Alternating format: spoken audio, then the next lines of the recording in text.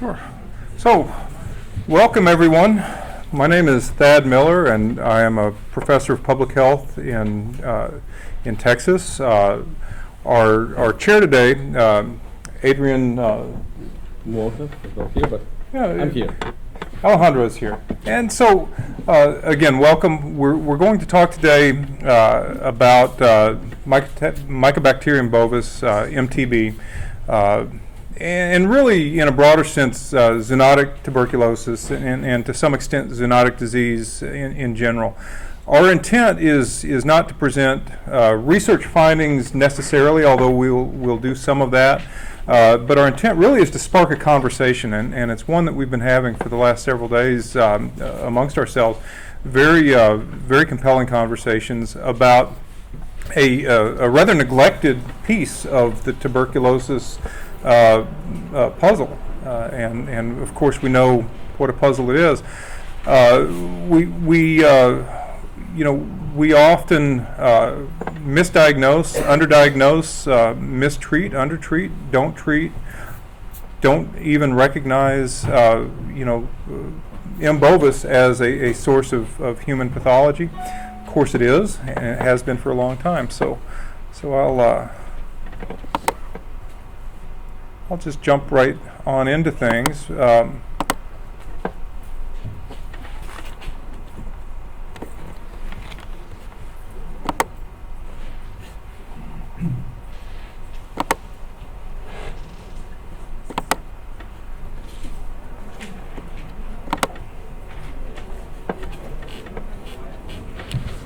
All right, so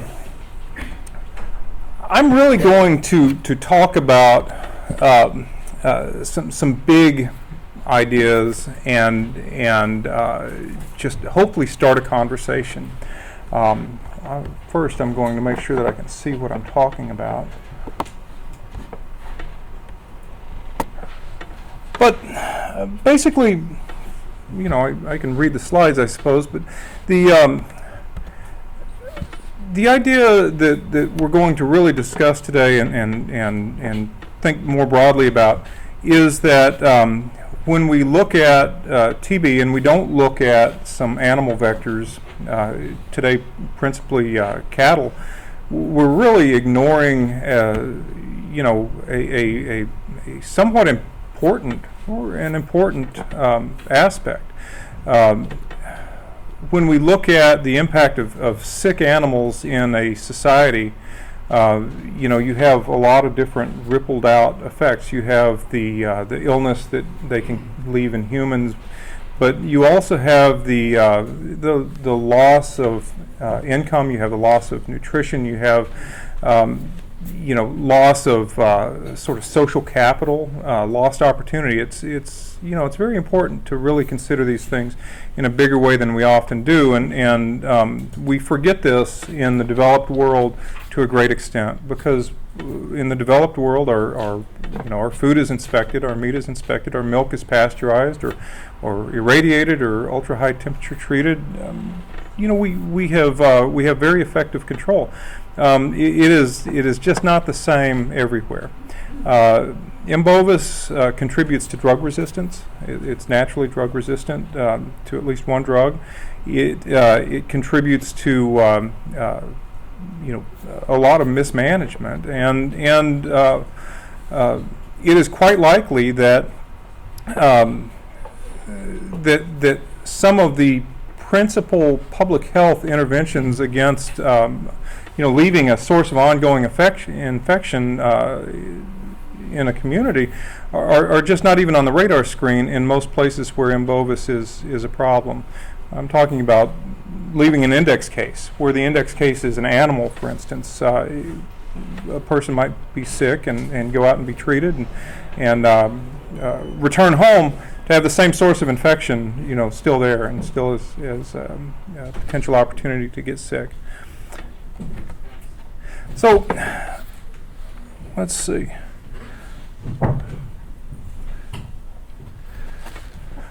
These are modifiable risks. These are opportunities. When we look at the bigger picture, we need to think about not only the science behind it, but what we can do about it. And when we begin to think about what we can do, we need to start by understanding what we're looking at. And my eloquence is limited, but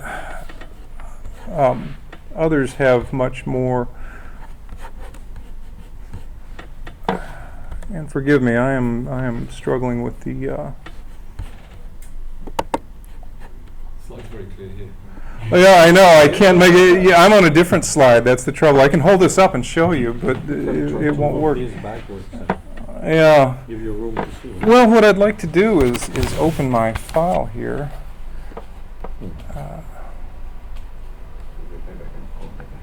Yeah.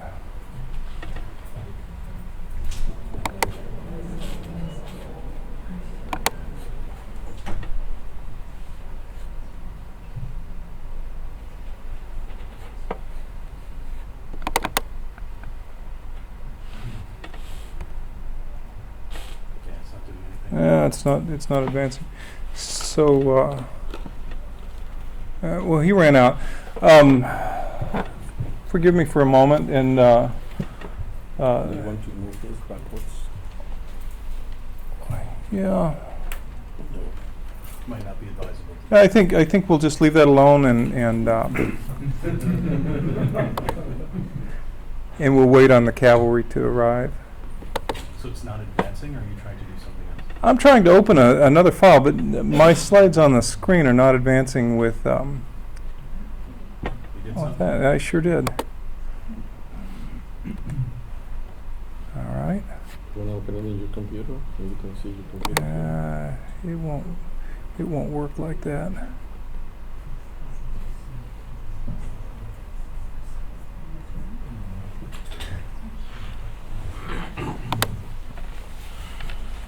So, what am I doing wrong? Can you drag and drop that in?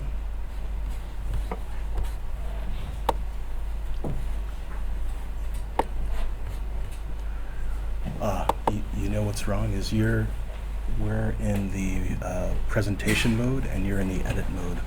Yeah. All right. So guide me out.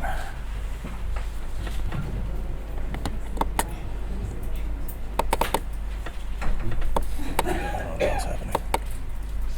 Maybe I should close this and just open it back up on the desktop. It's very odd. What's this, eh?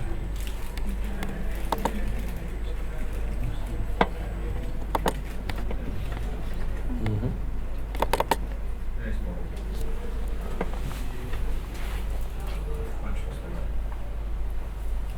And now it says PowerPoint has stopped working. So we'll see if this actually works. I think. The lesson learned is don't do fancy technology in your PowerPoint slide. You know, I didn't start out fancy, but here we go. Okay. There we go. Aha. All right. Now, if I can click on Paulino, we're good.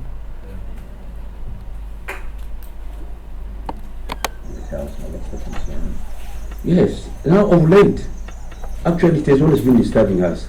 Our cows have, of late, some of the cows have been getting thinner and thinner and thinner. We don't understand. Two, some of the cows die off. They go to graze and we find it is dead in the bush. So when we try to open the cow, we sometimes find water in the heart. I mean, when we cut the heart open, it looks like salt water. There's no blood in it, so we don't understand this. Sometimes when we skin, we take away the skin, we find a lot of blood covering in the skin, and we don't understand this. In 4 minutes. They we'll also be over and abortion, then yes. we'll Some get cows, they sorted give birth out. to small animals. They are not alive.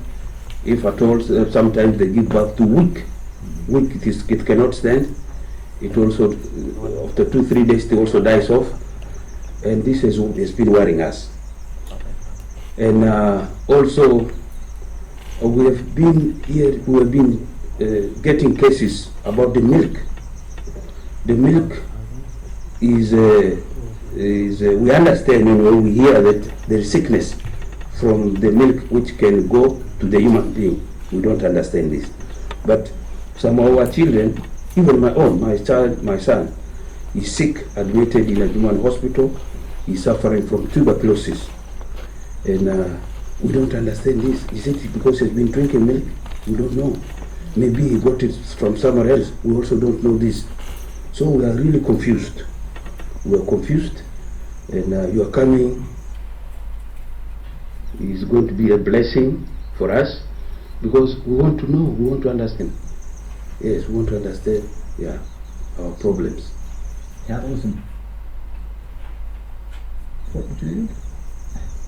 Oh yes, cattle is very important. Cattle, oh no, cattle is important. The cattle is helping us in many ways. One, you see, we have cultural obligations.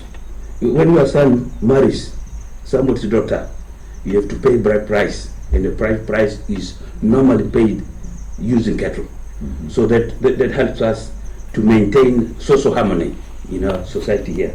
When your daughter is paid bride price after, you feel good, and also the family good. The family feels united, and the relationship get extended. So we use cattle to do this. Two, cattle is very important to us. It helps us to get income, to get money, to pay our school, the fees of our children. Yes, for example, myself, my son is a doctor, a veterinary doctor. Yeah, just like doctor here. He's even his colleague. He works in Moyo district. So I partly paid his fees through the selling of my cows. So if I did not have the cows, I would not have afforded his university education. So the cows help us to pay fees. It also helps us to pay medical expenses. When somebody falls sick, we have to pay for money, for treatment. And it helps us to pay for treatment. It also helps us to pay living expenses. We need to eat some food occasionally. We don't get some of the things here, so we have to get them from outside. We get the money from our cattle, and it helps us to do this. Three, another very important thing we feel about our cows is that if you have cows, you have a certain standing in society. You are regarded as very important. And in that process, if you went to a community meeting, the only chair will be given to you. Because if somebody doesn't have cattle, they will ask him to give the chair for you, the one with the cow.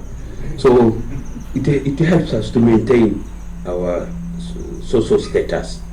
So cows are very important for us. We feel this, we were very sorry that they are dying.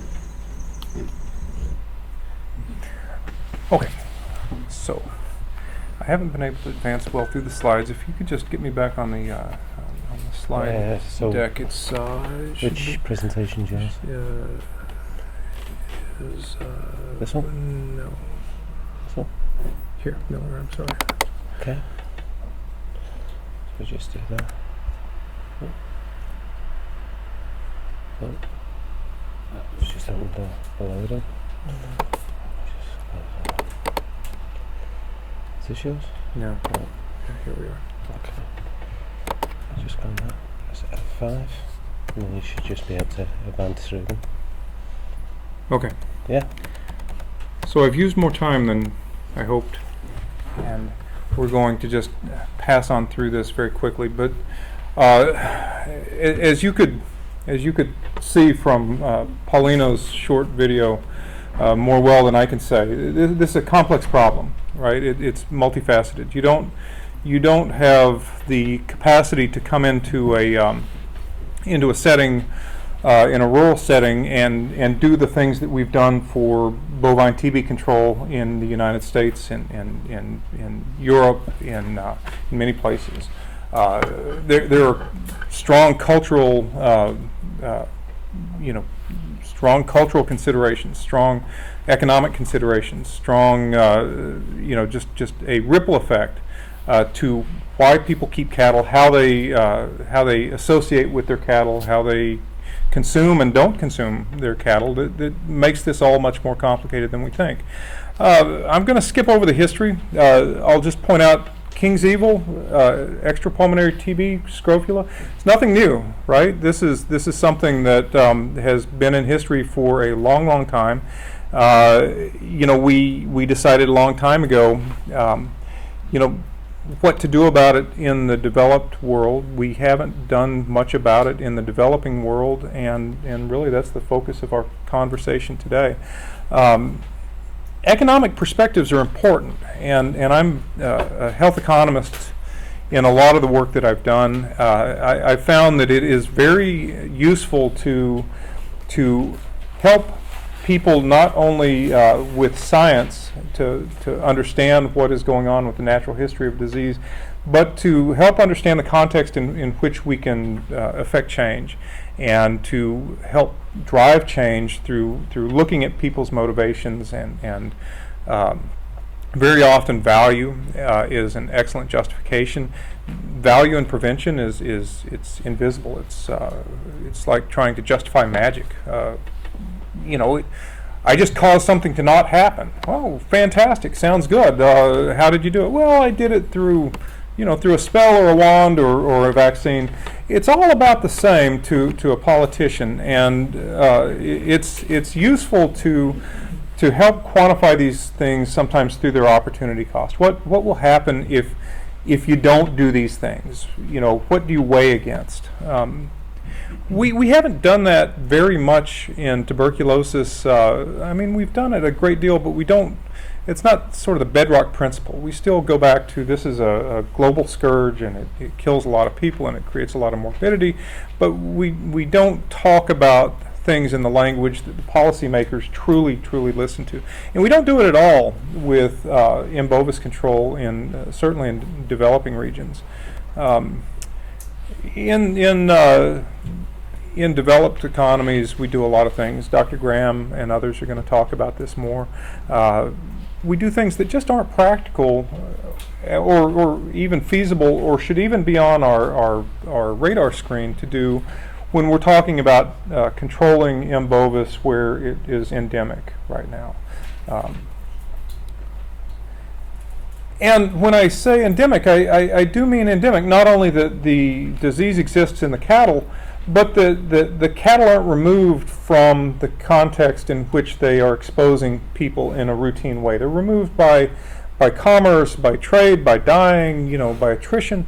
But we don't have a process to trace back from an ill individual to an ill animal, and then say this animal, until it is removed, it's going to continue to expose and potentially infect and make ill the people that drink its milk or eat its meat or share space with it or breathe the dust that is kicked up. There's really not much precedent for that in the way we think about human disease transmission. We are all about contact tracing and getting back to the source of infection, and also in environmental exposures in a lot of ways. But we are way behind the curve with animals. I think the short video that I showed of Paulino, he talked about some of those barriers more well than I can. But in a culture where the cattle are your wealth or your bank account, and where slaughter is rare, where the point of the herd is not necessarily meat, but it's milk and trade and status, we have some real challenges. And so I'm just going to conclude very quickly that even a low prevalence of M. bovis in a community can be a sustained source of potential exposure and infection. Now, potential, because we haven't studied this stuff well enough to know the precise impact. And that what we do so effectively in the developed world is not likely to be a good set of approaches in developing economies. And so we've got to think of good alternatives. Now with that, I'll just say thanks very much to Tom Graham, who is going to speak to you for exposing me to these ideas and some field work. And then I'm going to turn this over to the real experts in epidemiology, in the veterinary sciences, in the policy making, and I'll just say thanks. And I hope that we will all have a good conversation throughout this. You can ask questions any time. You can interrupt, or we can save it for the end, however you like. Adrian has arrived, who is our true chair, who probably knows how to work the AV equipment. But I'll turn it over to him, and then turn it over to Dr. Moonen, who's going to step up next. I think in the interest of time, we will switch on. So you leave it to me to change the slide set. That's good. You know, I fought that, and I lost. But you can do it.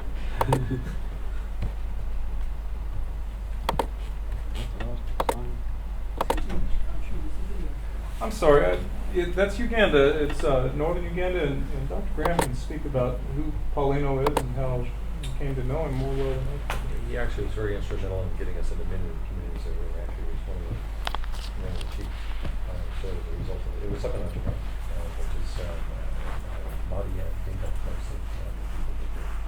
And actually, it was a wonderful experience for this part of the better part of the last year for bringing this. Good afternoon, everyone. Thank you for the lovely introduction to what we're going to talk about today. I'm going to give you some experience from the United States, and I wanted to give you just a little bit of context before I spoke. I know that most of the people in this room are from the developed world, and a lot of the things that I'm going to be discussing today are going to seem out of reach to you. But the reason why I want to present this is because I think that the surveillance that we have established gives us insight into what can be the potential in other places. We have a very robust molecular surveillance system in the United States, and that's what's going to be the basis for most of the data that I present. I'm supposed to tell you that I have no conflicts of interest, but I do want to point out that I am a civil servant, which means I represent the US government. I am also a technical consultant for the WHO, but they always tell us, a little disclaimer, what I say really isn't what the CDC believes. Okay, so you might say, hey, the CDC said this, but in reality, it's just me talking. We have to put that in. I know Philippe from WHO, he knows exactly what I'm saying. The WHO says the exact same thing. So don't blame them, blame me. So let's talk about some of the common misperceptions about the data. I should point out, I'm going to be talking about human tuberculosis. Today in our session, we're going to be switching back and forth from animal tuberculosis and human tuberculosis. I'm going to be focusing on human tuberculosis. So what are some of the common misperceptions? The number of patients with TB caused by M. bovis is small. How many of you believe that? Prior to coming to this room, I see some people shaking their heads. We don't know. We don't know, although, thanks to Philippe and others, we have some estimates, and we'll talk about that in a minute. Tuberculosis is mostly extrapulmonary. How many believe that? A few of you in the room, okay. M. bovis is transmitted mostly by consuming contaminated dairy products. People believe that? Okay, I think everyone's going to say that. And that the public health interventions that we use for both these illnesses are the same. So we have people shaking their heads no, which is good. So let's talk about some facts. Let's talk about some data. And again, this is reflecting on molecular surveillance in the United States. Or I'm sorry, first let me talk about the global estimates with the WHO. So when you say that the number is small, it's all relative, right? Small meaning what? 100,000? 300,000? 500,000? Well, the estimates that we have now from good data that's looking at new revised data that's actually in the new 2016 global report, thanks to Paula and others, we now have a good first start at estimating the burden. Now, there are some caveats to that, okay? These numbers, while good, are based on some assumptions. The good news is that in triangulation, the numbers that Philippe and others at WHO got are very similar to when I adjust using our US data that's very robust at looking at the molecular surveillance of all TB cases in the United States. So I don't think WHO is very far off. Our ranges are a little bit different. But our estimates now are about 150,000 cases globally. Now that may not seem like much, but last conference, how many people were here last conference, last year? What was the number for the number of multi-drug resistant cases last year? It's higher now because they just reamped it. 450. the upper end of this is not very far off. And think of all the hype, appropriate hype I might add, about MDR-TB. It's almost the same. It's almost the same. It's not the same, but it's almost the same. So the numbers, even though they are small, they are still important. And that's what I want to relate to all of you. Congratulations, WHO, for putting this out. Thank you, Paula, for getting it out to the public. I assume that this will get out and we will have better refined data as we move forward. But what is our challenges we have? Well, the vast majority of how we do surveillance in the world is based on sputum smear microscopy. Why is that a problem for M. bovis? Because we don't even know if it's M. bovis to begin with. Secondly, the extrapulmonary disease is varied between all over the world, right? It goes from 8% to 23%. And as we said, extrapulmonary TB, which by the way we'll find out is a little bit different. Extrapulmonary TB is what we look for M. bovis. But there's another interesting thing too, and that is we're undercounting childhood cases. We all know this, there's multiple sessions on that, but these factors here make it harder to do this surveillance up here. I already said that, so I'll just move on. So this is a table that we just published in September that's looking at the US data, and just to give you some clarity, all culture positive cases in the United States undergo genotyping, molecular surveillance. We use small oligotyping in 24 loci and Miro VNTR. This data represents looking at the causative agent of M. bovis versus M. tuberculosis on about 80% of the reported cases from 2016 to 2013. 2006, I'm sorry, to 2013. And I just want to draw your attention to a couple of things. I asked you a question about extrapulmonary disease. If you take a look at our data, again, we're looking at culture positive cases, the pulmonary involvement in bovis was 56%. 56%. Not only do they have pulmonary involvement, those that had extrapulmonary disease, a very small fraction of them were gastrointestinal. Only 10%. Not something that you would really normally consider. The other thing I wanted to point out, and I hope that this will be emphasized in this room, is that not only are we finding pulmonary cases, we're finding out that they are also contagious. They also have sputum smear positive AFB smears, and they also tend to have a large percentage, almost the same as TB, for cavitary illness. What is cavitary illness? More likely to spread. So given these factors, I don't want you to think that TB in humans is almost always extrapulmonary. We have to also think about respiratory routes of transmission. So when Thad was showing us the presentation of the cattle and the cow and the humans going back and forth, we're just starting to understand that this is airborne as well. It's not just the cattle. So keep that in mind. Hopefully you'll remember my face and my exuberance talking about it.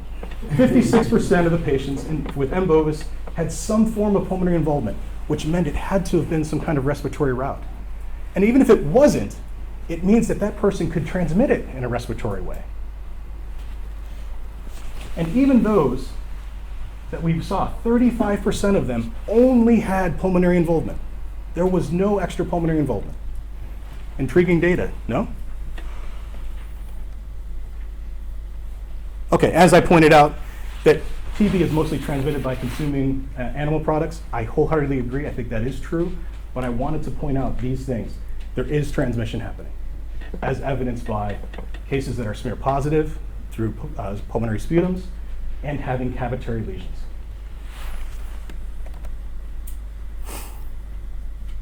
We also have, both in the United States, and also I should mention that the UK is also doing a very good job of doing molecular surveillance. And some of the data I'm presenting will be showing you some of the work that they've done. But just recently in Nebraska, about 2 years ago, it was just published, I think in August of this year in the MMWR, was a cluster of people they found in Nebraska. And at first, they thought it was just a regular contact tracing until they got the genotyping results back and found it was M. bovis. And we found that there was a gentleman that was actually attending a church, had covetary pulmonary disease, 4+. He transmitted the disease to a young child that was actually attending the church. And not only that, we found high rates of TST conversion amongst those individuals. Now, That being said, if this was just any regular TB investigation, that would be nothing. Oh, fine, it's TB transmission. But it was M. bovis. And it kind of tilted our ears a little bit to say, well, why should we care about that? TB is only extrapulmonary. You only get that from eating contaminated cheese products or milk products. Not the case. Airborne transmission. I think you guys are getting my theme. Same thing. Not too long ago, there was a publication in The Lancet that looked at 6 cases in the UK and from 2007. This was an older group of people. These were the dancing hip hop people that go to the dance clubs and nightclubs. Well, they also transmitted disease at a bar. So not only were the people that were working there, but the patrons at the bar were infected with M. bovis. Wasn't the beer. I don't think there was any cheese platters there either. So what does that mean? It means that there was respiratory airborne transmission.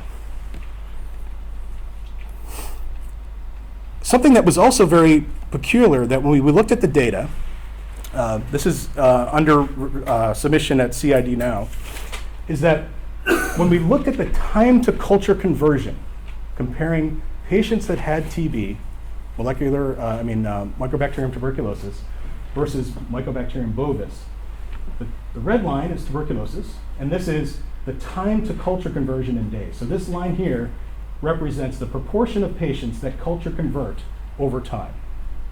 The red line is TB, the blue line is M. bovis. What do you see?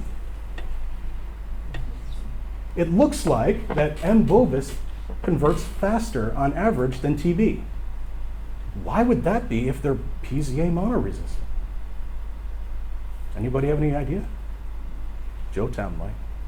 They'll talk about it in the next presentation. Treatment is different. In the United States and globally, right now, we're extending treatment on patients for M. bovis because they are intrinsically resistant to parazinamide. They get an additional 9 to 12 or 3 to 4 months added on to their treatment just because it's M. bovis. But maybe we don't have to. Maybe we can reduce toxicity. If this holds true, there might be intrinsic differences in the treatment that we give patients. And this is the first time that anyone's looked at that. By the way, we controlled for other things, like if they were taking directly observed therapy, and I know that word doesn't mean much around the world, but in the US, when we say DOT, it means someone physically watched you swallow the pills. And they actually probably went to your house to do it. I know other places that doesn't mean the same thing. DOT could mean a lot of things in other places, but when we control for that, the same curve held true. Okay. So I know we don't have a lot of time, so I'll just keep going through. So what about the interventions? Thad had mentioned that one of the things that we tend to do with TB is we do contact tracing. And for the most part, that means infection control in 2 places. Where is that? Where is the infection control usually taking place? I know we have veterinarians here too, but I know we have a lot of TB guys in the room. So we usually do that in the hospital, right? Or at the home.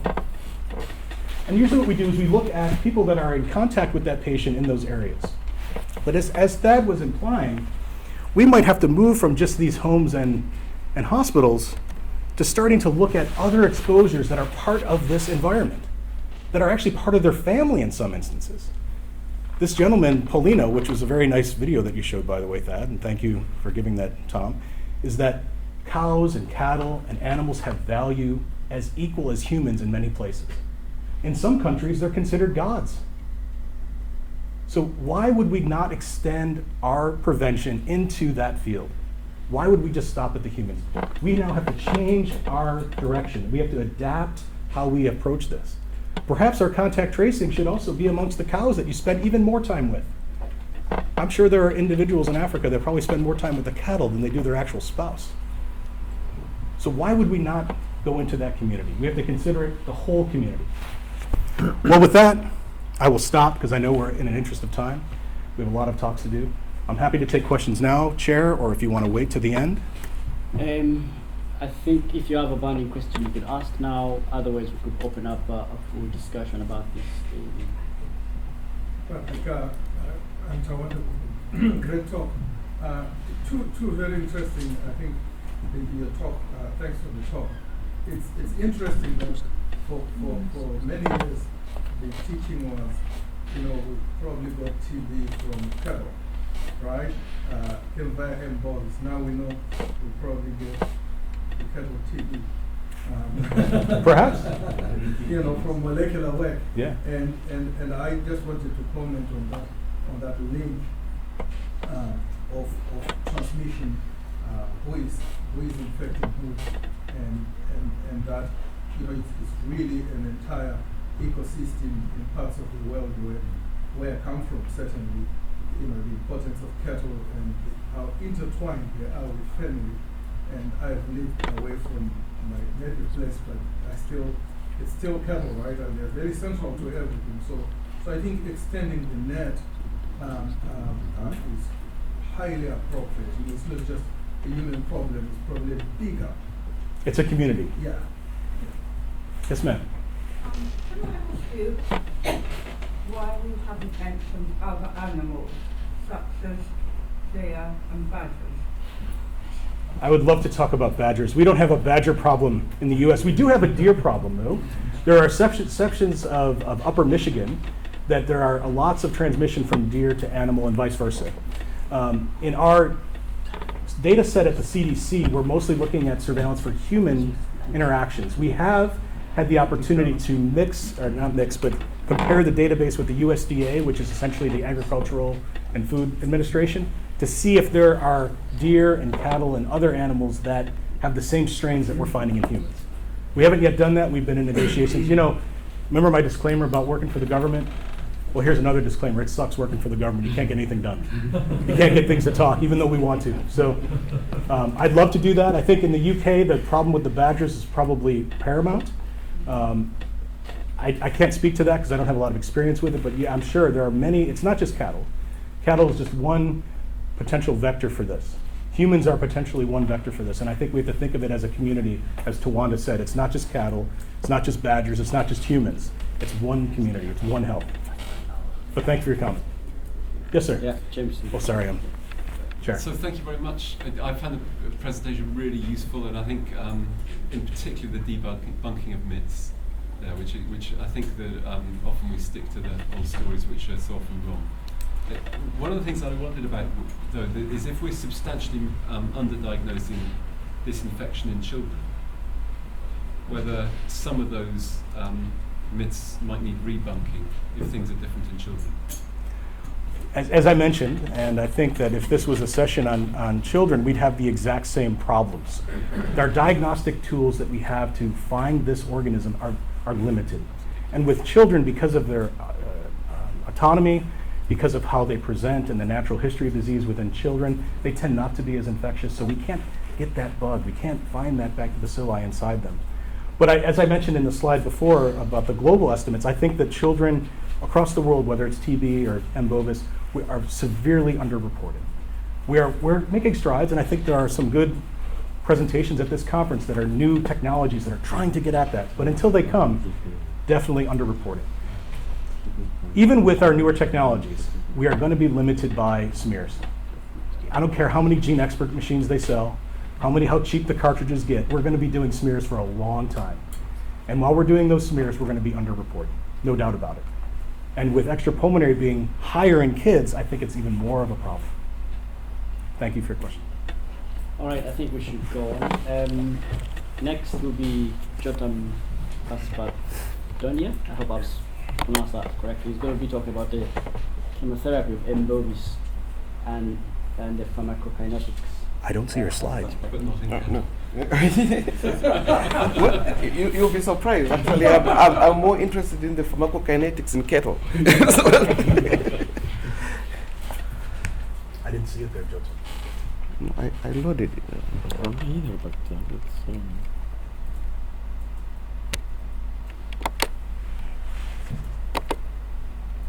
Is that on? see the third one. That the one? No.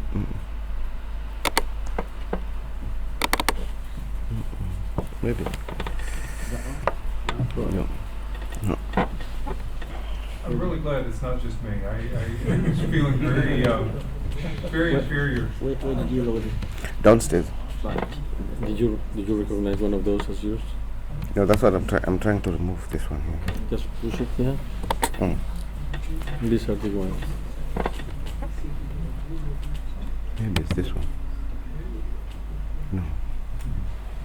Open it. We'll see. Done. No. Maybe that one will be left. Completely. No, that's Graham. But you put one. That's more now. I didn't see it. Um, Is there a folder that they put it in? He said that those Yeah, will be this the one. ones. Okay. That's the one? Okay. just click up and yeah, no. Yeah, that.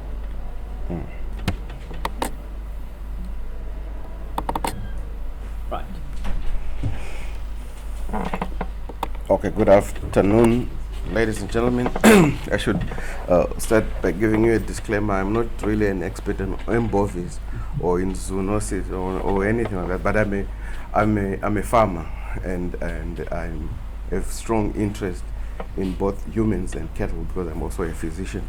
So Patrick asked me when he was looking at his data to see if we could look at the therapeutics of M. bovis. And then I talked to my boss, who also happened to have grown up as a farmer, and said, well, that's interesting because we've always wanted to look at really what happens to M. bovis in cattle and buffaloes, because in sub-Saharan Africa, where we come from, in terms of tourism, buffaloes, the interface between buffaloes and cattle and humans, and it's really important. But so I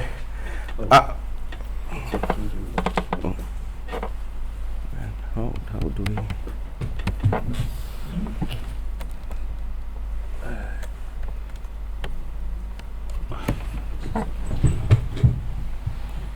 Well, I think you can tell. I'm not technically competent, so. Let's see. Where's the Jesus Christ? Can we have a full screen? The problem is they keep putting us in presenter mode, and I think that's messing us up. This is really not helping, but that's gonna take ages. So this is That's not responding to this. So Can you kill it? well, the slides are not even here. So Did you try it? So what if you hit? so this is Yeah. There you go. Yeah. Is it moving back? There you go. That's the way. Okay. All right. So I was going to talk a little bit about the epidemiology, but I think Patrick has done a very good job on it. But so I'll skip that and talk about outcomes with this current standard therapy in humans, and give you a little bit about the PKPD. But since they are experts here, I won't spend much time on. I would want us to spend more time on how we can build a therapy regimen that would work in humans, as well as in, I know the veterinary surgeons would say, what are you talking about? Also, that would work in some of the animals that we truly care about. So I just want to highlight what Patrick has been saying too. Also, so that we have a problem of human to human transmission and also human to animals transmission. But the point of focus that I want to have is some of the data that is coming out from the lab now has been showing us that even within the lung lesions of humans, you just don't have one strain, which is what our diagnostics is based on. But you tend to have a community of different strains with varying MIC, which it brings to the question that what you see in sputum, is it really reflective of what you see in the lesions or in the lung lesions? And does it also reflect what you see in the extra pulmonary sites? And also another interesting is in children we tend to have an intracellular disease. So how do you really look at the diagnostics and treatment in such a scenario? And these are some of the basic scientific questions we really need to ask and answer before we really even talk about effective intervention at the individual level and even at the population level. So, and another interesting thing is that the disease progression is, as we understand them in humans, they are not truly the same, and this has been misleading us in even as we were developing the therapy for MTB, because we tend to use different animal models. So we really now need to look at them, and when we are talking about treating M. bovis, treat M. bovis as M. bovis, not as a little sister of M. tuberculosis. So the treatment that we use in humans was just directly copied from what we saw in tuberculosis. And in other Mycobacterium, we've learnt the hard lesson that was a bad idea. I think you know that for M. avium example. And a recent review that came out also had that same conclusion, that there isn't really evidence to support the regimen that we are currently using. And even in the MTB, our work is actually shown that the doses that we are giving, for example, or rifampin, we everyone now agree that we are antidosing it. And the evidence that we are also seeing that is in the granuloma and the cavities that you were talking about, Patrick, you actually don't have enough drug concentrations getting into those lesions. So which means not only are we under treating M. tuberculosis that we know, that's how we have been contributing to acquired drug resistance, but we are mostly doing the same for M. bovis, where we know we can't use pyrazinamide, and we only have rifampin that we use and isoniazid, and yet we also know that there is high level resistance with isoniazid. So essentially we are parading our rifampin alone, thinking it's doing anything in those patients with M. bovis. So, and this is a very good data. I think some of our colleagues here contributed to this, and this is surveillance data that came out from Mexico. And if you look here, what they did, they had about about 1,500 isolates from human sample that they looked at, and they looked at the drug susceptibility test between 2000 and 2014. And what they show, this figure shows that in all the isolates, for example, they had as much as 21% resistance of isoniazid, and which was exactly the same in terms of proportions with M. bovis. And as you go down the list, you will see that the amount of resistance that you see in TB truly mirrored what they saw in bovis in human samples, which means the problem of drug resistance that we are seeing, we are talking about in children with TB, is most likely could be the same with M. bovis, but now with more resistance because of the way we treat it, which is really not good. And what is even interesting is that these figures were mainly seen in new cases, in isolates from patients that had never been treated before. So, and this is data from Patrick, and this is part of the table that he left for me to talk about. When you talk about outcomes in those patients with M. bovis, we know that about 7%, almost 8% of them die. What do they die of? We don't know.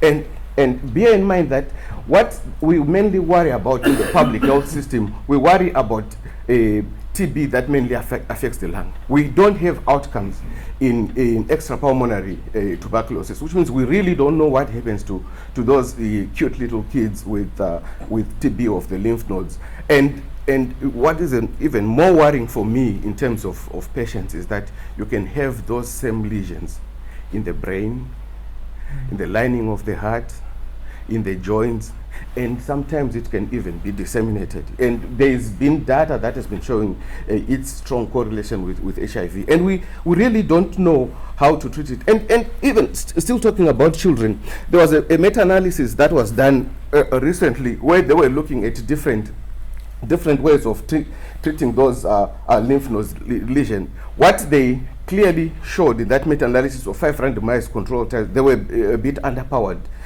to do the good job. But they showed that in the way they were treating orally some of those lesions, there was no difference between those that had the drugs and compared to those that didn't, which means really the way we are treating BCGosis or extrapulmonary TB in children is really not doing any good.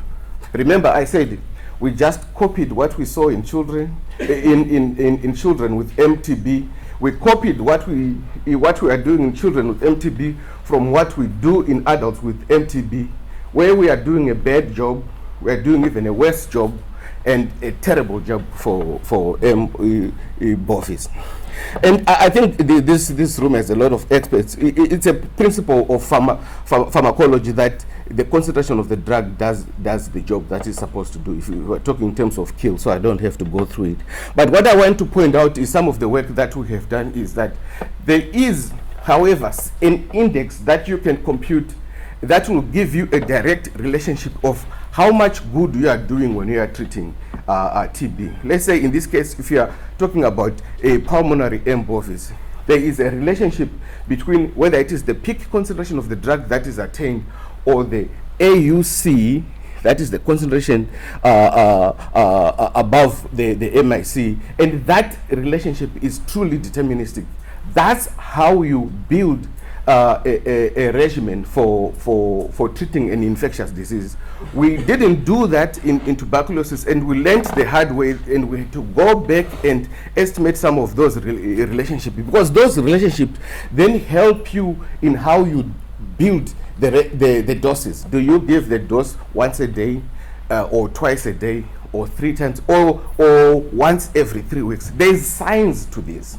And we have to get to the bottom of this. We in our lab, we have been using the hollow fiber to look at some of those relationships, and we have now characterized for tuberculosis and have built in those relationships to optimize the treatment of pulmonary tuberculosis, which is now what we are doing. We have also identified some of the specific concentration that you need to attain, because if you have a bag that has an MIC of 2 and another that was have an MIC of 16, truly you need to play around with the dose to be able to do that. And we also found out that those parameters which we saw in the hollow fiber were truly reflected in human patients, but this was only for pulmonary TB. We're talking about pulmonary TB, that you needed to hit a certain level of peak of pyrazinamide for you to get the outcomes you needed a certain level of rifampin, and at a certain threshold for you to get the outcome. And for you to get the best outcome in terms of pulmonary TB, you needed to get all those 3 drugs at a certain level for you to be able to say, well, this patient was cured. We still have to build that science to quantify the relationship for you to have better outcomes in patients with children with M. bovis. So the answer that I gave Patrick, I said no. We need to start building the model, which we have finally done, Patrick, in the lab.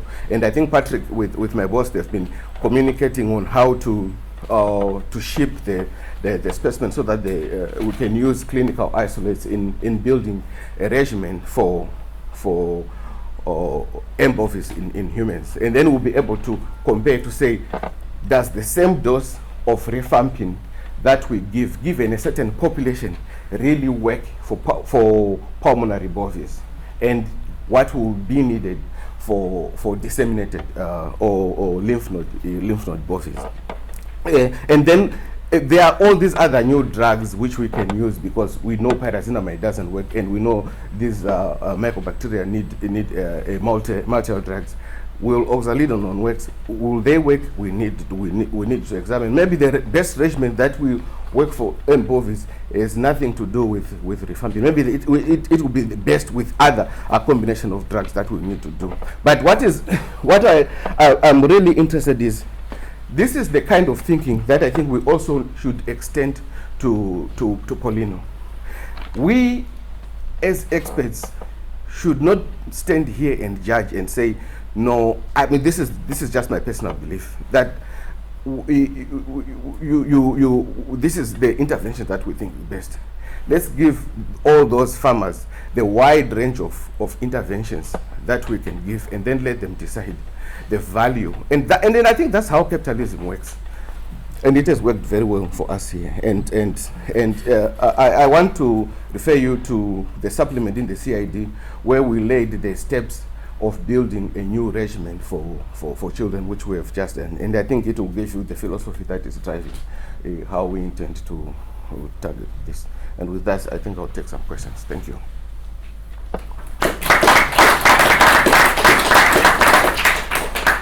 Yes. Well, so you were discussed, but you talked about applying this to patients with Mycobacterium bovis. What's your view on why shouldn't we focus on treatment of M. bovis in cattle? Why do we have to destroy them? Why can't we start thinking of curing them? Why is it a solution is to eliminate them when there's a plethora of antibiotics? Now I think because there are 20-30 anti-TB drugs that some repurposed, some are old drugs that have been used for other things. I'm just trying to have us think beyond, to not be prisoners of ideas that we put together decades ago and start thinking there's new technology. Why can't we cure cancer? I would defer to the veterinary surgeons among us. I will defer that to the chief researcher. Okay, right here. So I'll try and say a few things. It's tricky. So briefly, I think the two things are, one, that the amount of drugs you have to use for cattle over a huge amount of time will be very expensive and probably toxic to the animals and the humans who are having the products from those. And secondly, I think one of the biggest things on our national risk register, and I think on an international risk register, is the emergence of antibiotic resistance. And I think that it would be, would be very difficult to justify. Given that we have so few drugs for treating humans with tuberculosis, I think we would want to use frontline human drugs in only. So if I could push back, I think there are lots of assumptions, right? I don't know. I think the approach, say the PKPD approach that we say, we take into account when we've been redesigning human TB doses, concentrations that will be toxic and concentrations that's taken into account. All right, we can take into account what would be toxic to cattle and what wouldn't, and then move towards. I guess if we say it's expensive to treat the cow, is that relative to the price of the cow or relative to what? But I think that's also not a very disingenuous way of looking at it, because if I remember, there was a paper that came out about a rhino in Louisiana that they treated over a long period of time and until they realized that it was M. bovis. So it meant that you, in terms of management, they put on a premium on that animal to save it by whatever means. Probably, this is just in my thinking as a son of a farmer who grew up as a farmer, that there could be an equivalent premium that is put on animals out in the rural. At least we should be able to say, look, and in any case, this is M. bovis, it's not anthrax, right? if you can treat it for this amount, and when they fail, people even for their children, whatever, they feel they have done something. At least we should be able to give them that option. Thank you. Is the approach to destroy? So when one so suppose you get to a head and I'm deferring to people who know better. If you find that 5 of my cows have M. bovis, what happens to the ones without? In nearly every national animal disease control scheme, animals are left behind. It's not like other diseases where in contact are also still. I just want to interject. When we talk a lot of cost, I'm thinking, rifampicin and INH, which I would presume would be the principal treatment of choice, is expensive. So I think the biggest reason for not treating cows is the cost of the drugs would usually be far greater than the cost of the cow anywhere in the world. Now there may be exceptions like the rhino in Louisiana where there's a perceived value that's greater than the cost of the drugs, but in most instances, whatever the ethical arguments are, either way, the cost of the drug is going to be greater than the cost of the animal. No, but I think that's what Patrick is saying, right? Rifampicin costs pennies. Yeah. Can I add? Have we actually done that cost analysis?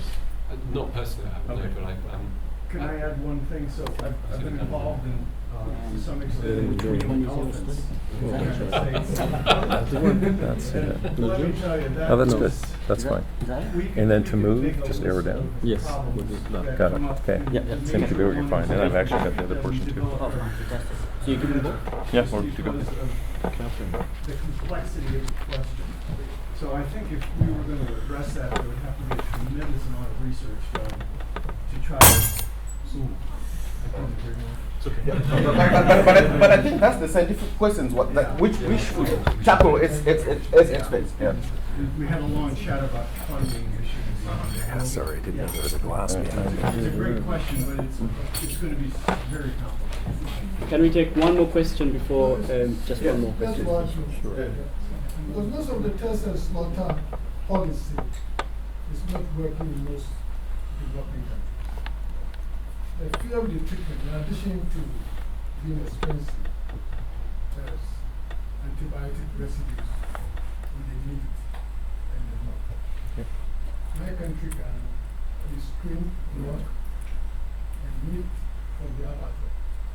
So high percentage of antibiotics, not antibiotics, cycling, vaccine, and the rest. Because most farmers just stick to the withdrawal period. So in case we treat them for TB, and this residues get into human being, a day they'll get TB to know what. So that is the fear. If we're able to regulate ourselves, maybe. But for now, we treat more. I could speak as a practitioner in California. I'm Tom Graham, and I'm a veterinarian that works in California. I actually work in large-scale dairies. So average herd size that I work with is 1,500 milking cows. So we're the ones that are the bad guys, right? They're all happy cows, though. I'm sorry? You have happy cows. We have very happy cows. And quite honestly, the systems of agriculture that we have are very effective in the systems that we have. But we also have a very high-level infrastructure to allow that to occur. We have good feed quality and everything else coming in on a uniform basis to be able to produce, in my herds, an average of 40 liters a day. So we're one of the highest producing areas in the world. California produces more milk than any place else in the world, and we do it the least expensively. We've actually outpaced New Zealand, which is not a benefit to the farmers, by the way. They want to be paid 36 or 40 cents a liter, not what's pushing down to about 22 cents a liter. And as I understand, in some of the areas in Embarada and the other areas in the West, get down to 6 cents a liter, which is actually not cost effective. And we'll talk about some of those things too, and some of the problems that we have in terms of imposing restrictive practices, if you will, in controlling diseases, because these all interact. Economics drives all of this because we're raising livestock for a reason, right? It's for human food. What does the body of the populace want? Cheap food. I mean, that's really what it comes down to. What do the farmers want? Really expensive food. So that's the counterplay, right? So they're trying to get to the point where they're being paid for the work that they're doing, and that's a challenge. And so we'll talk about some of those things because it all does feed into it.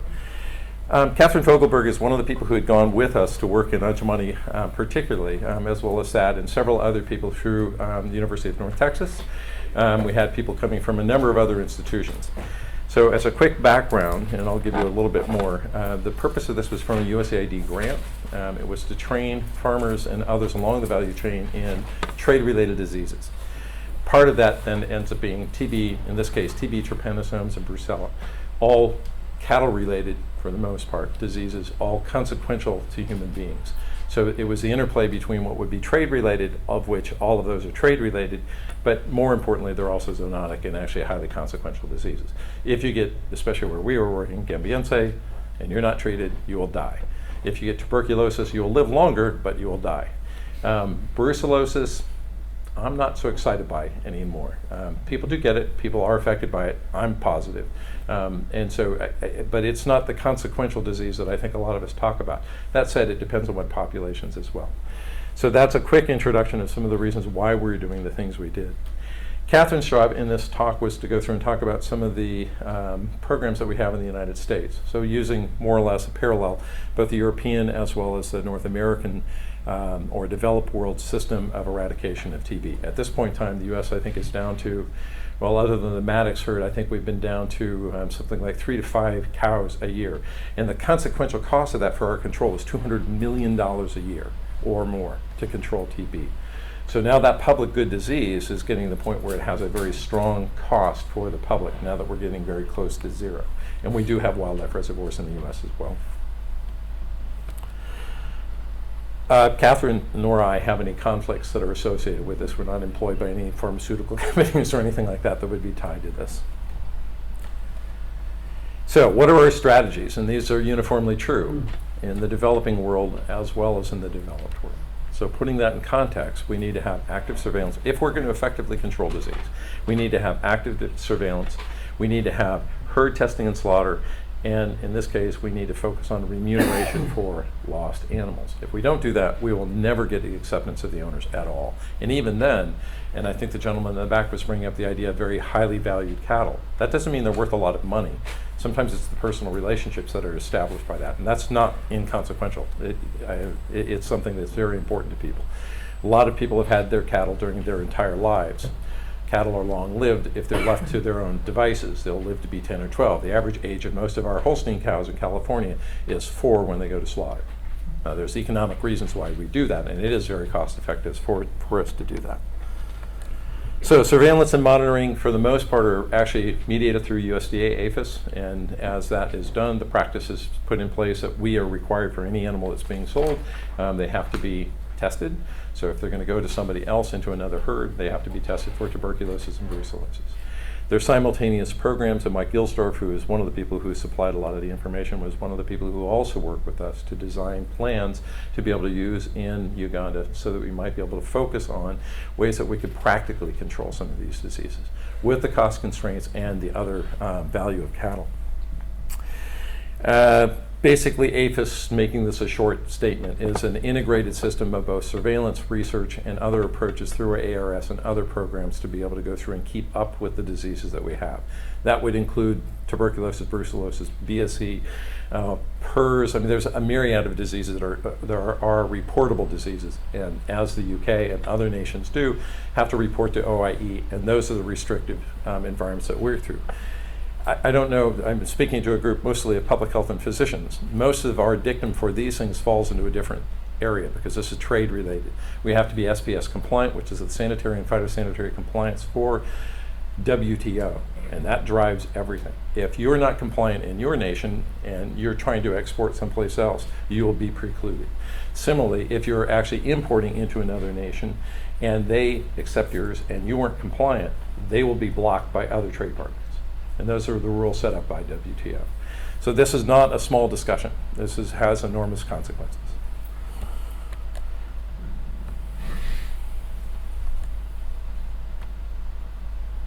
Back to some of the discussion I think that opened this with. Traceback is a critically important part of our control methods in the cattle industry in the United States. The one herd that was affected most recently that had the biggest consequence is the Maddox herd, which is in Southern California. It's a 10,000 cow dairy, and unfortunately he raises a lot of bulls. There were something in the order of 2,000 bulls that were actually sent out to other dairies. Think about that. So you have a positive, actually 2 positive cows in his herd, and then those bulls were distributed to another about 1,000 herds.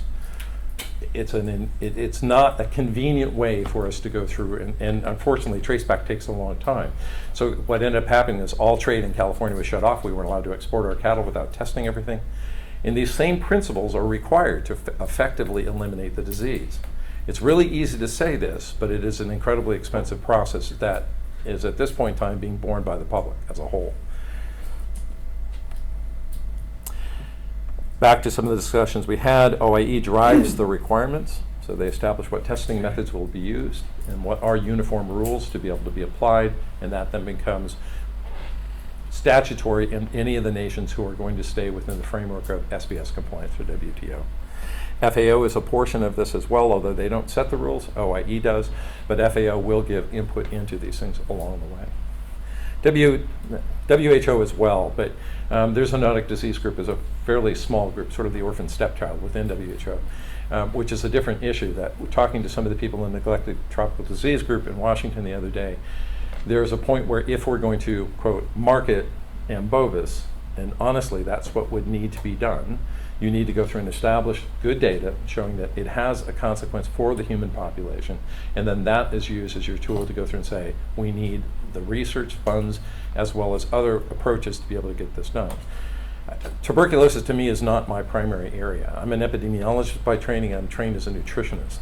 I also did a PhD in parasitology, but the focus of this ends up being one that's more human food oriented rather than going through and looking at a specific disease. That said, all of these foodborne diseases are critically important for human health.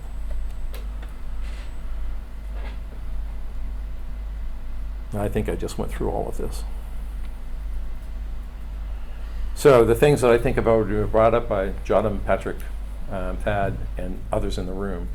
We can't go into control in any of the nations that we work with without having a good understanding of their cultural practices. If I go into a Hindi population, say I'm going to kill their sacred cow, that's not going to go over well at all. I can also say if I was to go up to a Maasai, a Dinka, or Karamojong and do the same thing, it's going to have the same consequence. The cattle are part of their families to a large degree. They're culturally very important. Some people may not say that's important, but I can assure you at home with my owners, my clients, cattle are, they don't trivialize it. My own clients make me kill their cows because they don't. They won't. They hate it. They really do. So cattle culture people are different, and there's no other way to say that. People need to understand the emotion that goes behind it.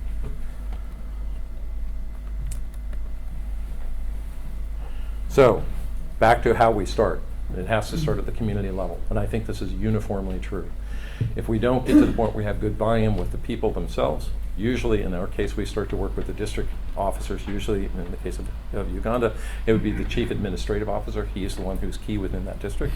He's a presidential appointee, so he's Museveni's agent within the community, the district health officer, and the district veterinary officer. Ironically, we were invited to come to work in the areas that we did because the district health officer asked us to come, not the DVO.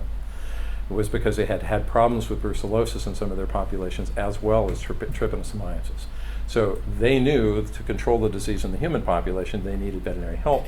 And unfortunately, because this is a resource-poor nation, they had very little of what's needed to be able to control these diseases.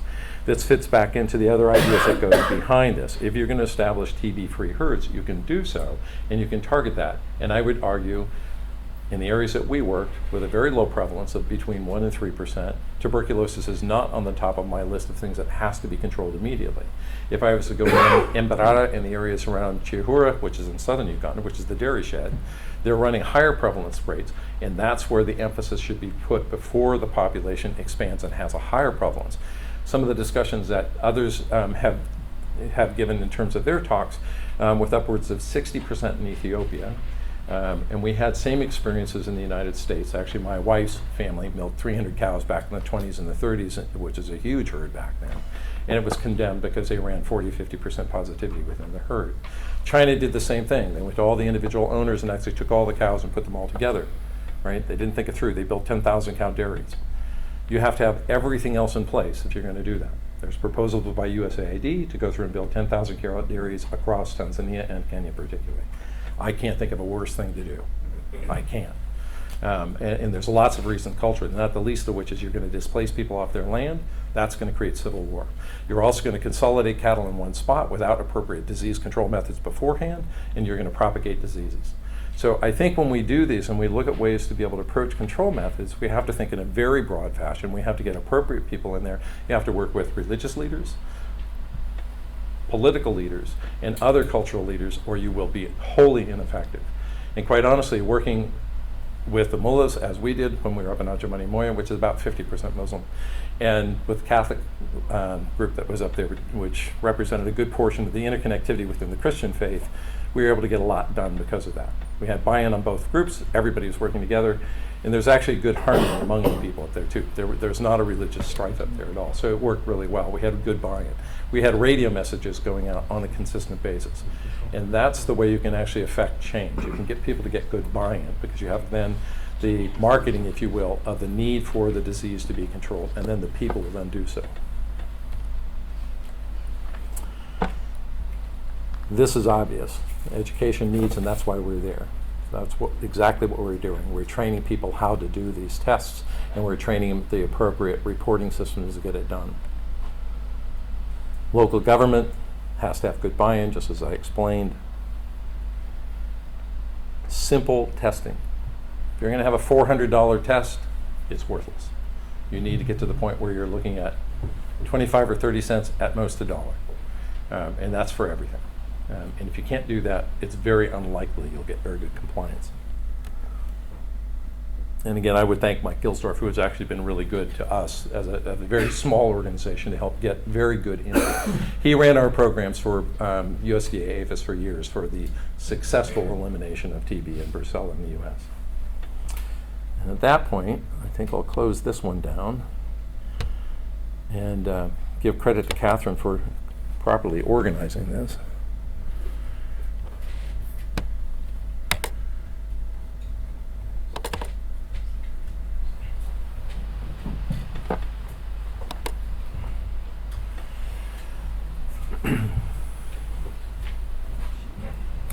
So this is working up in Ajamani, and this is actually the Prime Minister's herd. This is, actually I should say the Deputy Prime Minister, Moses Ali, General Moses Ali.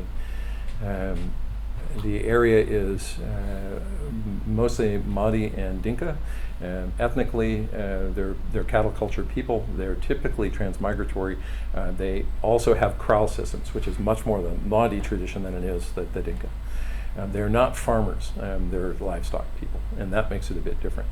But cattle there are very highly valued, and it's the men who typically own the cattle, the women don't. Usually the goats and the chickens are owned by the women. There weren't many sheep here. Fat-tailed sheep tend to be more in the east than they were around this area here. So as a quick background as to who we are, the focus of this is going to be looking at dietary animal source foods and how they and the diseases that were associated with populations we looked at affected growth, and particularly in children. And I will give enormous credit to Kelly Curtis, Alexander Baker, actually my son Michael, Anita Oberer, who's chair of animal science at the University of California, Davis, Michael Apamaku, who's our chief of party, who also worked with the National Agricultural Research Organization to do this work. Again, the only potential conflict is this was a USAID funded grant. The focus is, as I said, was training. So as a quick background, what is this? Syndromic surveillance for animal health. It was trade-related discussions of things like Rift Valley fever, foot and mouth disease, hog cholera, African swine fever, which are all consequential diseases in livestock which dramatically affect either their health or survivorship. ASF comes into a herd, you'll lose 100% of the animals, not uncommonly. You might have some live, but it'll wipe out the entire population. It makes Ebola look like it's a joke. Very consistently will eliminate an entire herd. The same is true of Newcastle disease in a naive population. So these are very consequential diseases for livestock raisers. Part of that too then would also be tuberculosis, brucellosis, and sleeping sickness, and that's what we look through. All of this is actually mediated through the Inter-African Bureau for Animal Resources, which is part of AUIBAR, and we work in concert with what their policy was, and we applied that policy to make sure that uniform rules across, in this case it'll be East Africa, next it'll go down to SEAC, and then the other part would be going into West Africa. into the Camusa states as a whole, and then moving over across into West Africa to be able to go through and unify what would essentially be Nigeria out to Liberia for the most part.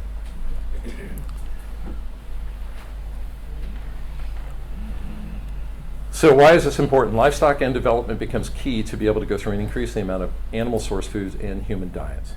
Why is that important? And we'll get to the data that supports this. It's important because it has direct effect in terms of wealth of the people who have those. It's probably the easiest way to lift people out of poverty. If somebody owns a cow, they now have an asset worth about $1,000. If they don't have that, and they're living on $1 a day, which is about the average income with most of the people who we work with, they are in abject poverty and truly at a point where they're living hand to mouth. If they have a shortfall in rain, as happens often in the Ogaden and the areas in the smaller regions of Ethiopia, massive starvation. And it's a consistent problem in the dryland areas. So livestock are key to their health and wealth. Rapid reporting becomes important, and this will all fit directly into the tuberculosis. The human side of things, you guys have it really well integrated already. Even in Adjumani and Moyo, which is very remote. 4 years ago, there was no power. There was no electricity in Adjumani and Moyo. The roads just are being completed now. Because of the effect of Kony and the wars that had gone on between South Sudan, the DRC, and northern Uganda, the place had essentially emptied out. Many of the people left. It's now being repopulated, and as part of that, they're also repopulating livestock as part of this process. To be able to control diseases, again, it gets back to looking at farmer organizations as well as, again, the cultural leaders that would be instrumental in this. General Moses Ali is one of them. One of the reasons why we did the work with him is he will affect very positively the people in this community. I can assure you that when the 70 vote went through, when I was there, that area voted about 98% for Museveni. That statement, though, means that his agents, in this case General Moses Ali, who was actually Museveni's enemy during the wars, that was an integrated person who was brought in. The partnership works well, culturally it works well, they've tied well, and stability across the area is actually held because of it. So if you've ignored the politics that are there, you won't be effective either. Why are these things all important? Livestock-associated diseases represent 80% of human disease, infectious disease. The developing world at this point is now gotten to the point where infectious diseases are actually lower than the non-infectious forms of causes of death in the human population. That is not true in the developing world. It is still the #1 cause of death across the board. Malaria, tuberculosis, HIV, the list is long. But we ignore the other ones that are probably more critically important. Strep infections, strep pneumonias, you look at the other consequential diseases of diarrhea, E. coli, salmonella, and the other things. That's what kills our population. They're almost all foodborne, and foodborne in a different statement. As soon as those children are weaned from mom and they go on to usually matoke rice and actually relatively low protein, poor quality protein, poor concentration of protein, that's when they get sick. That's when the kids get diarrhea. That's when the kids get pneumonia.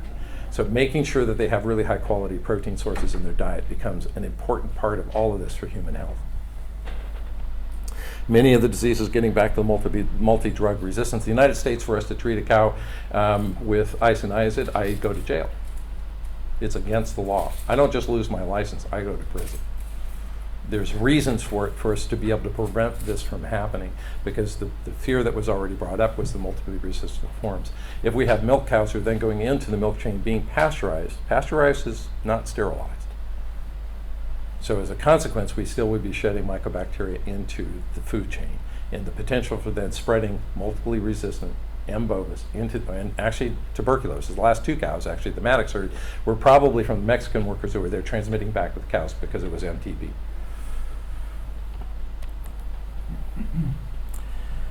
So this gets back to a sales point. Neglected zoonotic diseases, including bovine tuberculosis, brucellosis, trypanosomiasis, are those diseases that have a great effect on human health, but are not usually well addressed in priorities for disease control. While we've done a lot to go through and advance this conceptually, we don't market it well. And I would say health professionals as a whole are poor marketers.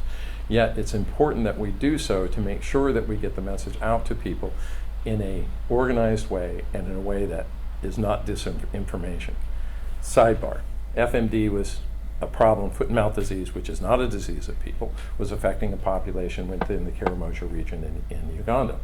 Unfortunately, the messaging that went out is it caused human health problems. It caused people to get sick, which is absolutely not true.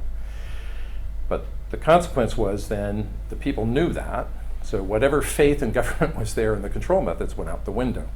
Everything has to be evidence-based. That's critically important to be able to get our message out, but equally importantly, to be able to have good success and buy-in. Ours was an active surveillance system. So when we finished, we had probably 150 people trained to do everything that we did. It really only takes 2 or 3 people to do the work that we did. But at the end of the day, by the time we finished, all of the health workers, and they were the human health workers, and the veterinary health workers were working with the DVOs and the DHOs to go through and make sure they had proper skills to be able to do this work. The idea being eventually that we'd get to the point where we have a cadre of people going out that actually would work both in human health and livestock health simultaneously. To put a needle into some animate body is the same no matter what we do, and the sterile conditions that should be around it should be uniformly applied. Cattle, people, doesn't matter. So if somebody learns how to do this well, we could actually have a lower cost again of people who actually then have an integrated health idea of how to control many diseases, not just one. This is Alex and actually a group of 4 veterinary students. I was there as a Fulbright Fellow, so my job was actually to teach the 5th years clinical skills.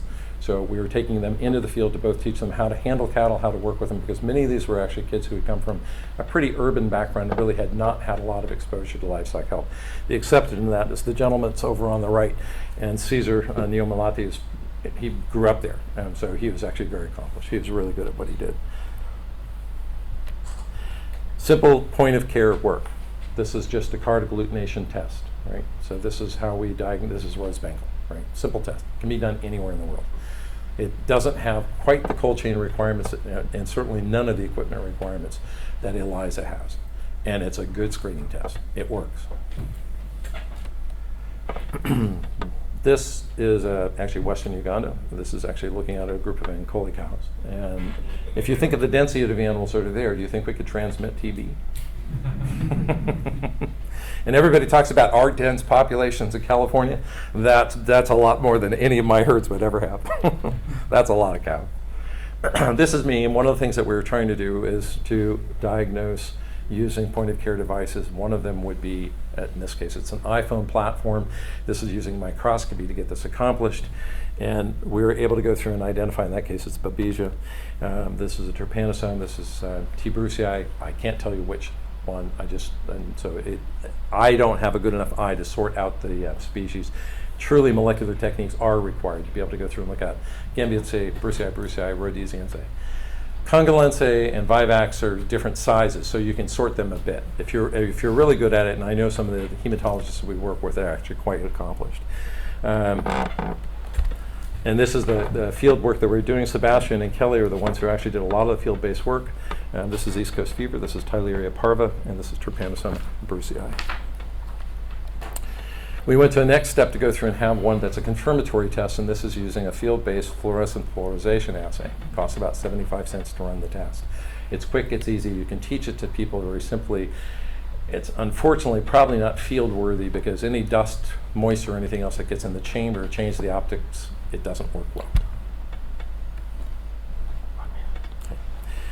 So quickly, we're going to go through some of this. Trypanosomes. We ended up going through and looking at roughly 2,000 cows, 1,500 goats, sheep, and we ended up with populations that ended up being about 10% positive. Similarly for brucellosis, not as consequential. We ended up having somewhere around 1 to 3%. Tuberculosis, only 3%, and this is out of about 2,000 animals. In people, we actually looked at 700 households, 3,000 people approximately. Of that, 1,300 adults were given, and we chose adults for a reason. Now we're given TST to go through and look at the prevalence within the adult population. Not an unusual problem with TST. We lost about 10% of the population who we couldn't find, or they wouldn't come back, and that's not an unusual situation. And we ended up with about 56% of the population that we had that were TST positive. 38 or 1.4% were Brucella positive. About 4.7% were HIV positive. We didn't have any positive samples in the human population for trypanosomes, but we ended up with close to 11% that were positive on card agglutination tests. And we're not sure how to interpret that, nor does WHO. That's an enormous number. TST positive households. Why is this important? As it turns out, girls in TST positive households are shorter. They're stunted. Then they have smaller head circumference than those in TST negative households. And that implies that we have, if you're a TST positive household, it is a clinical condition within the household. The person infected may not have clinical signs or symptoms, but apparently it does have an effect in the household, and we don't know the reasons for it. So I'm not going to go off on this. We're using correspondence analysis to be able to run through that. And basically what it says was just what I had gone through. Looking at logistic regression, the relative risk for acquiring stunting, or to put in those terms, or failing, was much higher in the TST positive. Same thing in this case here, explaining that same idea using component analysis. Really what it came down to is it broke out in terms of size of TST and its effect. The next step, though, what we did was to go through and look at, again, component analysis of animal source food intake and growth. Not surprisingly, those households where they ate animal source foods consistently, their children grew better. What was surprising is those people who ate animal source foods were less likely to have a TST positive household. So that's not something we expected at all, but it gives us good evidence to go through and make sure that from essentially birth and the first 1,000 days, animal source foods become critical, especially milk. But then after that, equally importantly, it seems as if it actually protects people through the course of time if they have a better nutritional status to keep them from becoming infected. Conclusions. This is a pilot study. The idea behind this was really to focus on diagnostics and treatments that may be required for intervention. The point was to teach these schools to others so that by the time we finished, we would leave behind the knowledge, skills, and ability to do everything that we would do, including communicating the ideas of control.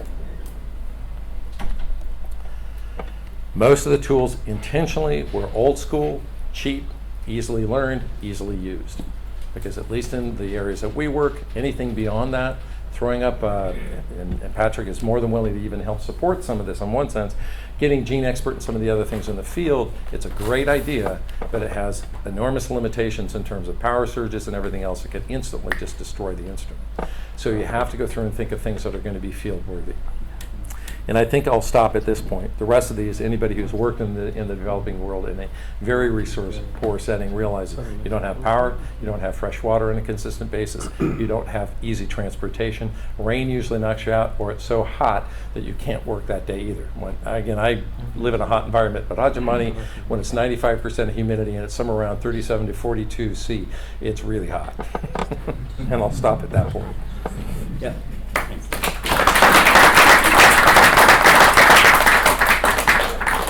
All right, let's open up the floor for a couple of questions and discussion around the entire symposium. Start with. Go. Just quick question, just very fascinating study, the outdoor stuff. Was there a link between the skin test and the TST positive and cattle that had M bovis, or was there a link in the two surveys? In other words, I can quickly say we don't know yet. Kelly and I are just starting to sort this data. We just closed down the work a month ago. So at this point in time, we're trying to make sure, and Kelly's already done a good portion of this. She's already organized the vast majority of data that's associated with it and validated to make sure what was in our reports actually matched. So the next step is actually looking at interactions among all of the conditions. One of the things that doesn't surprise me is those people who were eating meat on a consistent basis were also more likely to be trypanosome positive. That doesn't surprise me. They're around cows. So in that case, I would, and that's one of the biggest risk factors. You eliminate the cattle population with trypanosomes, you will not have sleeping sickness in the human population, other than Gambiense. Gambiense is a human disease, mostly. But unfortunately, other wildlife reservoirs are real. Somebody had brought up the issue of reservoirs in Uganda particularly. The buffalo population will run 20% positivity, especially around Elizabeth and some of the other areas around Kadepo. And there is an interaction of both the wildlife and the livestock moving back and forth. So to control this disease particularly, there's going to have to be pretty stringent requirements of excluding livestock interaction with the others. But that said, those populations typically run 1% positivity. So the indigenous cattle, the East African Zebu, the Ankoli, and other related breeds are uniformly resistant to getting this. You crossbreed them with a Holstein, you'll go to 40 and 50% like that. So the Holsteins, and I understand ARS is looking at this, at least in the United States, and I'm sure others are too, to see if they can actually identify what gene is responsible for that, either resistance or susceptibility. At least in our system, that means that through AI breeding, we can eliminate the disease fairly quickly because we can actually identify the carriers and dump them. And that's exactly what happened. Those bulls would not be then part of the AI study. What is the performance of the TST in animals? How sensitive is it? Or whatever disease pathology that you are looking at? Well, having done quite a few of them, I would probably guess 300,000 or 400,000 TSTs in cows. We get a lot more false positives, and that is the larger issue than false negatives. Now, time frame matters too. If an animal's infected today and you test her 3 weeks later, you're probably not going to have a positive. But we also have other competing mycobacteria that are particularly avian species, Johne's disease being one of them. In the Johne's positive herds, you'll have a mess. Yes, sir. Yes, James. So I think that your answer, talking about false positives and false negatives, is totally context dependent. And if you're in a high incidence area, that will not be the case. If you're working in a zero prevalence area in California, that will obviously be the case by definition. I think this is where the concept of positive predictive value in the context is far more useful than. Let's remember, I assume that cattle and animals and humans are the same on this. The TST is not a diagnostic for disease. It's for latent infection. And I assume that in cattle and animals, there's a continuum of disease, right? It's a continuum of disease. So the false positivity rate would make sense because you're probably finding a lot of cattle that are in subclinical infection. But that's our diagnosis of that's what we're after. So actually it's not false positive, it's a positive. That's what we're after. I don't want to get into nuances, but we do this all the time with humans as well, and we have to be careful. So, Patrick, to follow up, I think it's a great question. That's what I wanted to get at. So when you do the test that you do in cattle, you know they're infected. Do they have disease? What proportion of those actually have disease? The assumption, as I was taught, and I'll put it in that I have seen, well, I shouldn't say that. In Uganda, I've seen positive cases. In the United States, I've seen 0 positive cases. Our prevalence is incredibly low. When the prevalence was quite high, the issue, again, context dependent, you'll miss cattle in your first screening. That's why we had as a law, you had to screen cattle every 6 months. So if you're trying to eliminate the disease, you have to keep repeating that until you eliminate all your positives. In our rules that actually have gotten us to the point where you essentially have eliminated the disease, positive test is a dead cow. She is not going to be around. So, and this is for the vets. So I'm trying to understand. So in humans, if you did TSTs, the greater majority that you pick are just latent infection, right? Because of the nature of the epidemiology, right? So I'm just trying to understand this. So in cattle, I know I understand the consequences of finding a positive test, but what proportion actually have active disease? That's what I'm trying to understand. What we do in Ghana for the simultaneous test. The two buckets, you have one for M bovis, specific for M bovis, and the others are for the environmental, as MLP. So if we react M bovis to a specific M bovis, but if it's the other one, it's environmental. And you may know it is for we do the simultaneous in order to compare. we have to close this because the next session is coming in. We have Carol Folk test is estimated to have 85% sensitivity. 90%. we do have Medical test is 74%. My comment was try to avoid the we do diagnostics. have a symposium at It's a mess. What we've done is everything goes on here. 3B. room 3B. But we can't do this. 85%. It's too In the first expensive. stage. No, but I wish what I'd was- known that what it glass was is- back there.